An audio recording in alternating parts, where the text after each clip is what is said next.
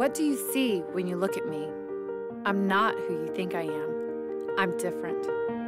I have tattoos, muscles, and an attitude, but you have to know my story to understand me. It hasn't been an easy life, but it's mine. Where I came from and where I've been has shaped me, made me, and even broken me along the way. Oh, you can't hear me cry, see my dreams all die. At 13, my life changed instantly after a horrific car accident. That night, I walked out of the hospital without any scratches. But my big sister, Cole, she didn't. You take your hero and you strike him down and make him human, and, you know, it just, it affects you, and that's my sister, you know? I just remember those years of being a cloud during the accident because we were in survival mode. I almost lost my sister. While Cole was in a coma fighting for her life, I fought to keep it together. I had no idea. All I knew is I wanted my children to know that we loved them. You know, I have a lot of vivid memories from that whole experience. You kind of go one of two ways, and I definitely started to trail on the other side, and the darker side, I guess you can call it. Just kept drifting further and further away. It was just that impacting. Against all odds, Cole pulled through. She made it. She survived. It was Thanksgiving Day when she came to. Her father and I, we just broke down that day in a room where we were away from children.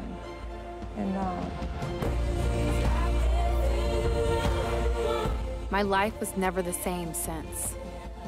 No one's was.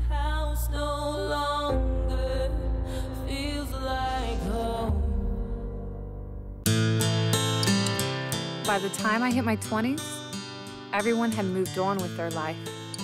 I couldn't. I knew early on that my children had a purpose in life and that God had decided what that purpose was, even though I didn't know. I didn't know what I wanted from life or what life wanted from me. At the time, it seemed like my mom and I were worlds apart. And little did I know, we were about to be. It was a family decision. Is everybody good with this? Because if I get the job, I'm going to Kuwait. Funny how fate works, because my life was about to take a similar turn. I was going to Iraq. It would be an opportunity to step outside my comfort zone and to see something a little bit different. Once I got over there, I realized how important all these teeny little jobs were. People were like, you took people's laundry? And I'm like, yes.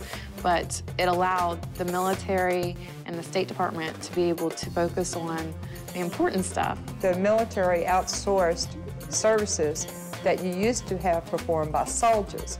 But what they decided, instead of carrying a spatula in your hand, that the soldier should be carrying a weapon in their hand. That sharp turn I was telling you about wasn't finding Iraq. It's what I found when I got there.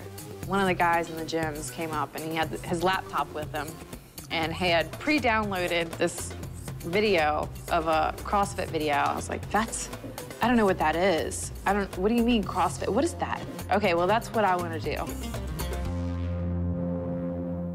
It just totally took me down a different path, and I'm grateful for it. Gotta make the music move. I'm in a dark place where the heart hates and heart aches from heartbreaks. I'm smoking, and I look over and, you're not smoking? She said, no. She said, I figured out that everything around here, I couldn't control anything, and the only thing I can control is what I put in my body. And I decided to stop poisoning. I just choked on my cigarette. Going to Iraq was, as I can see, the most incredible thing that could have happened to her. I just saw her morph into something where her greatness was starting to come out. You just start missing home. You start missing being able to cook your own food. You start missing being able to clean your own house. I wanted 10 full minutes of hot water. Yeah, it was time to come home and start my own life. I wanna be bigger, bigger than the fame, bigger than the lights, bigger than the money. You know, my parents instilled good work ethics, and they said, you know, anything that you want, you have to do yourself, and you have to earn it yourself. And it's been a huge, huge gift in my life. We never coming down. I discovered NASCAR through CrossFit. It's really kind of wild. I ended up doing a pit challenge. Ted Bullard had coordinated this. Basically what we did is kind of did a pit crew challenge meets a CrossFit challenge. Christmas, as the first timer, just excelled. As a CrossFitter, anything that is intense has my interest. I hadn't found something that I was passionate about since CrossFit.